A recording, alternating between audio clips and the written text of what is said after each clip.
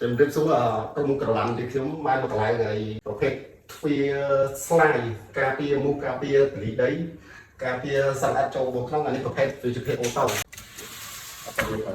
អាហ្នឹងថាប្រយោជន៍វាបានយ៉ាងម៉េចបងថាប្រយោជន៍របស់វាបងពីនេះ ប្រយោជន៍វាការពារសត្វល្អិតមូសនិយាយរួមឲ្យប្រភេទសត្វល្អិតចូលក្នុងផ្ទះអត់ឲ្យចូលបានទេដោយសារវាបាំង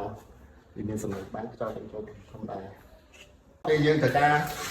ពុញទៅវាគឺដៃទៅតាមដែរបានវាតែយើងដាក់តំណែងវានៅតំណែងអានេះវាមានមសវាល្មមកាត់យើងគ្រាន់តែមានចុចវានេះទៅអត់ទៅវាស្អាតต้องដាក់នេះវាងៅវានេះស្អាត Smooth បាទ